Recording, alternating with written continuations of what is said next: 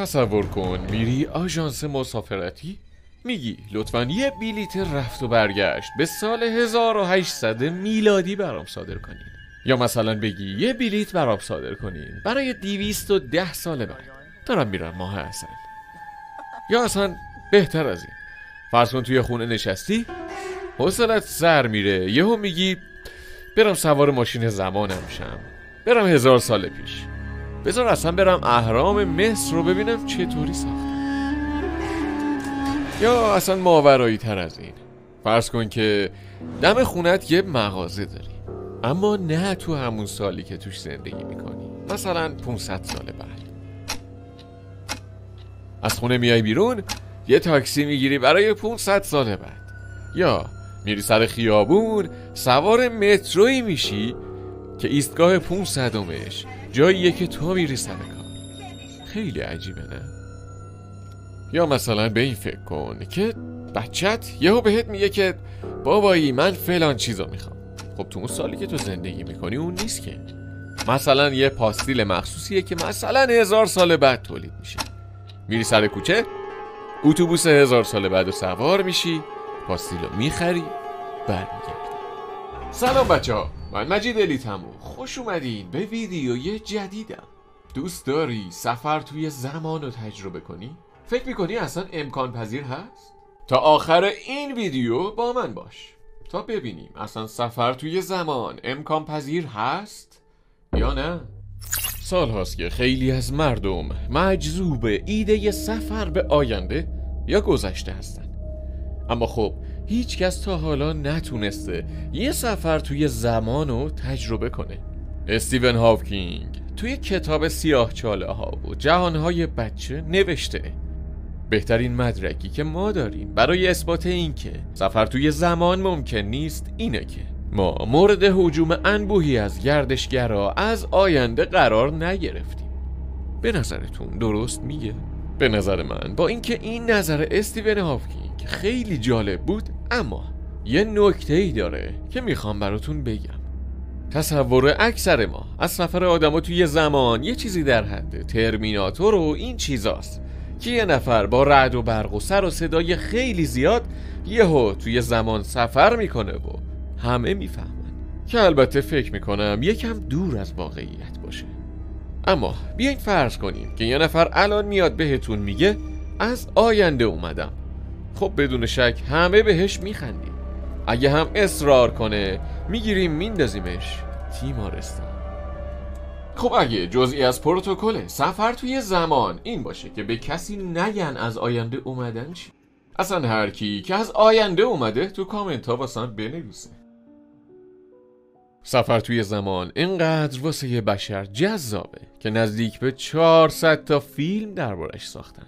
فیلمای معروفی مثل دکتر هو، استار ترک، بازگشت به آینده و خیلی فیلمای دیگه. تو اروپای قرون وسطا به جاهایی که توشون ناهنجاریای فضا زمان اتفاق میافتاد تله های شیطان میگفتن. تو جاده منتهی به درستن یه تخت سنگ بزرگ هست که وسطش یه سوراخ بزرگ بود. از نظر ظاهری این سنگ شبیه دروازه بود.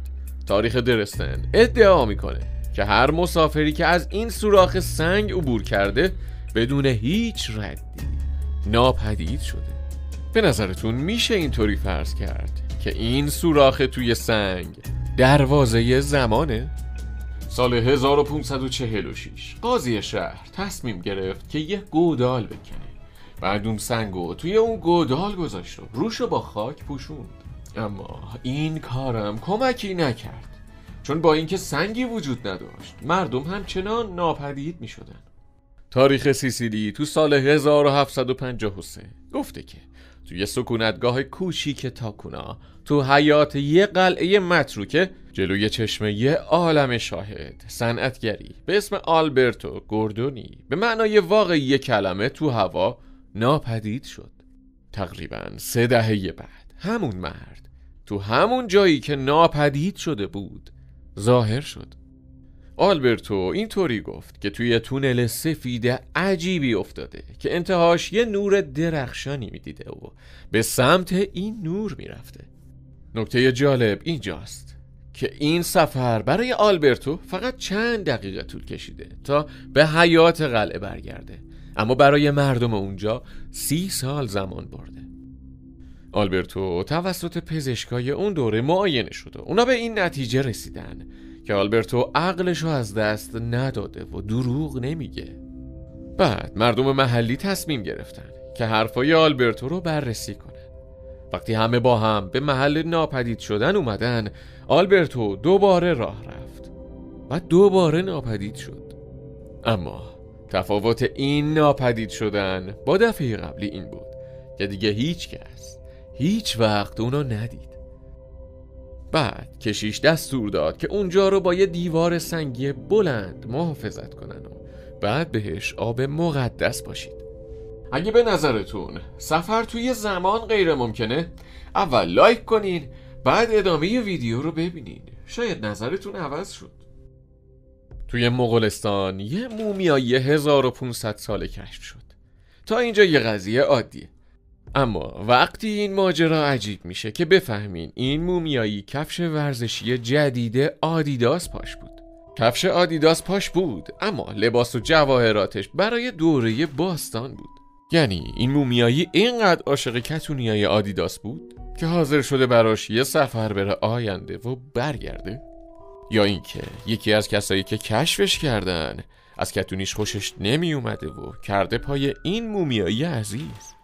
سال 2008 مقبره امپراتور چینی شی چینگ از سلسله مینگ تو شانشی افتتاح شد و یه ساعت مدرن ساخت سوئیس توش پیدا شد. حالا سوال بعدی، به نظرتون این مومیایی عاشق ساعتای ساخت سوئیس بوده؟ یا دوباره یکی از کسایی که کشفش کرده از ساعتش خوشش نمی اومده؟ ماه می 1828 یه نوجوان توی نورنبرگ دستگیر شد. تحقیقات خیلی کاملی برای تعیین هویتش انجام شد، اما هیچ کدوم به نتیجه نرسید. اسمشو کاسپار هاوزر گذاشتن. کاسپار توانایی‌های عجیبی داشت. اون توی تاریکی کاملا چشماش میدید، اما نمیدونست شیر چیه. اون بعداً با گلوله کشته شد و رازش هیچ وقت فاش نشد. چند سال پیش شخصی به اسم اندرو کارلسین توی نیویورک به اتهام کلاهبرداری دستگیر شد. اون تونسته بود با سرمایه گذاری کمتر از $1000 توی بورس بعد از 2 هفته 350 میلیون دلار به دست بیاره. نکته جالب اینجاست که سهامی که خریده بود اصلاً احتمال رشد و سود دادن نداشت. اون متهم شد که اطلاعات غیر قانونی به دست آورده و با این اطلاعات این سود خفن رو به دست آورده. البته که حتی با داشتن اطلاعات کامل در مورد شرکت ها هم نمیشه همچین سودی گیر آورد. بعد از اینکه ازش بازجویی کردن، کارسین گفت که از سال 2256 اومده.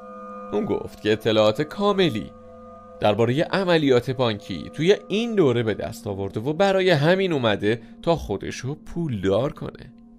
بعد از اینکه مقامات دولتی ازش خواستن وسیله‌ای که باهاش توی زمان سفر کرده رو نشون بده، اون به هیچ عنوان زیر بار نرفت. اما یه پیشنهاد وسوسه انگیز به مقامات داد برای اعلام چند تا اتفاق مهم آینده که به زودی تو جهان رخ میداد، مثل جایی که بن لادن مخفی شده بود و اختراع درمانی برای ایدز. گزارش‌های تایید نشده‌ای هستن که میگن یه نفر برای کارسین وثیقه $1 میلیون گذاشت تا اونو از زندان خارج کنه. بعد از اون کارسین برای همیشه ناپدید شد. اینا چند تا از عجیب ترین داستانایی که توش رد پایی از سفر توی زمان هست. نظرتون عوض شد؟ اگه نظرتون عوض شد که لایک یادتون نره. اما اگه هنوز نظرتون همون قبلیه و فکر میکنید که ماشین زمان تخیلیه و سفر توی زمان غیر ممکنه، پس ادامه ویدیو رو از دست ندین. دانشمندای اسرائیلی موفق شدن ثابت کنن که میشه توی زمان سفر کرد. طبق تحقیقات دانشمند اسرائیلی آموس اوری، سفر توی زمان از نظر علمی اثبات شده است و محاسبات ریاضیش توی یکی از نشریات تخصصی منتشر شد. اوری گفت که ساخت ماشین زمان نیروی گرانشی غول پیکری نیاز داره. نیروهای گرانشی لازم برای انجام همچین سفرهایی احتمالاً تو نزدیکی سیاهچاله‌ها وجود داره. طبق محاسبات اوری توانایی سفر به گذشته در صورتی امکان پذیره که ساختار فضا زمان منحنی به شکل یک قیف یا حلقه در بیاد. پیر سیمون لاپلاس نظریه‌ای در مورد وجود اجرام کیهانی ارائه کرده که برای چشم انسان نامرئی، اما جاذبه‌شون انقدر بالاست که حتی یه پرتوی نور ازشون منعکس نمیشه. نمیدونم میدونستین یا نه که مرزای سیاهچاله‌ها رو بهش میگن افق رویداد. هر جسمی که بهش میرسه به داخل میره و از بیرون دیگه قابل دیدن نیست و نمیشه فهمید که داخل اون سوراخ چه اتفاقی میفته. با وجود این اطلاعات خیلی دقیق و مهم، هیچ مدرکی وجود نداره که بتونه ثابت کنه سفر توی زمان ممکنه. اما هیچ کس هم نتونسته ثابت کنه که این تئوری فقط یه تخیله و واقعی نیست. نظرتون چیه؟ سفر توی زمان ممکنه یا غیر ممکن؟ برام بنویسین. فقط قبل از اینکه نظرتون رو برام بنویسین این نکته رو یادتون باشه. اگه 4-5 هزار سال پیش به یکی میگفتین که آینده یه وسیله‌ای میسازن که باهاش به فضا میرن، اول ازت حتما میپرسید فضا چیه؟ بعدش هم میگرفتن میبستنتون به زنجیر، توی سلولی نگهتون میداشتند چون برای جامعه خطرناک بودین. حالا وقتشه که با لایک و کامنت و سابسکرایب و زدن زنگوله به هم نشون بدین که چقدر از این ویدیو خوشتون اومده. تا ویدیوی بعدی، ادیوس.